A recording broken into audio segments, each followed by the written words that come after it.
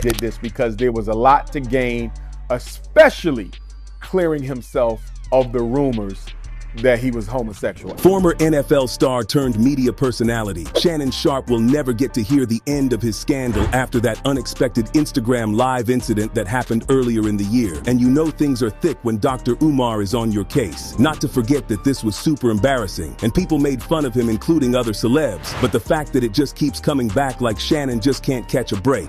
Someone should have told him that the internet never forgets. Anyways, Dr. Umar has joined the chat, and so without any further ado, let's get right into it. And Club Shay Shay. Yeah, Shay Shay. Gay. Gay. That sitting there with them tight pants on, with his balls and cat's face. You can tell how that drink, nigga, you gay. Come on saying, now, cat. That's lips. Anyways, for context, on September 11th, 2023, Sharpe's followers were shocked when an Instagram live broadcast appeared on his account. While the screen didn't show his face, the audio told a very different story. Loud, suggestive noises from Sharpe and a woman, identified later as Michelle, sparked a viral frenzy online. The stream was quickly deleted, but the damage was done. Fans flooded the comments, speculating wildly about Sharpe's personal life. Sharpe immediately went on the defensive, claiming his Instagram had been hacked. But the more he tried to cover up the incident, the more people grew suspicious. The public wasn't buying the hack story, and Sharpe eventually admitted the live stream was an accidental mishap. According to Sharpe, he had tossed his phone onto the bed, unknowingly activating the live stream during a private moment. But the explanation didn't sit well with everyone. How could he accidentally go live on Instagram, especially with all the steps it takes to do so? But guys, this was not staged.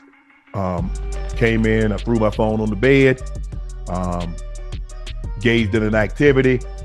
I did not know IG Live. I've never been on IG Live. I've never turned IG Live on, so I don't know how it works. To make matters worse, Sharpe's body language during his podcast confession seemed to suggest he wasn't as embarrassed as he claimed to be. Fans and critics started to wonder if there was more to the story. Some even speculated that the incident wasn't an accident at all, but rather a calculated move to silence long-standing rumors about Sharpe's sexuality. The rumors had been swirling for years, especially after Sharpe was seen frequently hanging out with a man named D. Print, a former stylist with ties to other athletes allegedly on the DL. The rumors reached a peak when Sharpe's relationship with Drent became more public, but in August 2023, Sharpe abruptly fired him, adding fuel to the fire. Sharpe claimed D. Print was never his official stylist and was just helping out briefly, but the gossip about his sexuality didn't die down. In the midst of all this, even celebrities weighed in. Cat Williams called Sharpe to reassure him, jokingly asking if he was gay. Other public figures like Snoop Dogg, Rick Ross, and Meek Mill jumped in, with some poking fun at the situation, while others offered their take on Sharpe's tech mishap.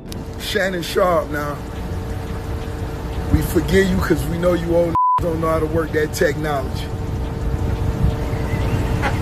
You was vibing with your little Sean last night. You were trying to film it. And when you tried to sit that motherfucker down on that little dresser, that motherfucker went live.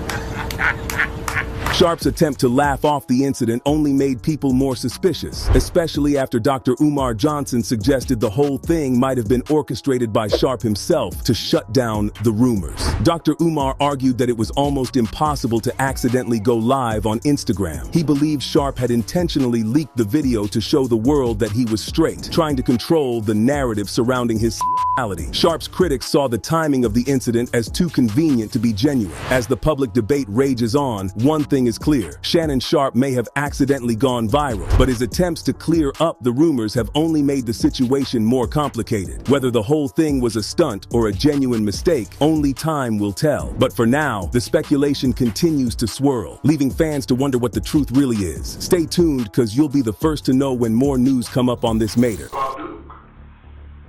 older than too. Your ass like to the point like all these old ass niggas with nothing going on. Like, how's Shannon? Is he quiet? yeah, but most of the time they was like him and Woody like this. So it's like he used to feed off Woody. So Woody used to hype him up? Yes. Yeah. So Woody got the problem, him and Shannon down for it. Play no more. Know what game Woody, Nard, and Shannon affiliate themselves with? the YSL. Yeah, but it's been one hell of a bumpy trial for Young Thug and his YSL crew members, who were all charged for gang-related activities, including murder, possession of firearms, and also drug-related offenses 2 years ago. And y'all, just when we thought things were wrapping up with the last two defendants standing on the case, things took an unexpected turn and Yak Gotti almost got unalived for being a snitchy pig. Now this entire situation has got the whole internet buzzing for days, so sit tight as we take you through the messy ride. So, at the beginning of Young Thug's RICO case, there were initially 28 defendants, but a couple of them pleaded out, leaving only 6 people, and one of them was Young Thug, Yak Gotti, and Shannon Sharpe. However, a couple of months ago, Young Thug pleaded guilty and was given 15 years of probation with strict conditions attached. Now, after the October hearing, only 2 defendants were left, which were Yak Gotti and Shannon Sharpe. But y'all, according to sources, just a few days ago, Yak Gotti was almost taken out in jail while he was asleep, and many believe it wasn't an ordinary attack but an assassination attempt.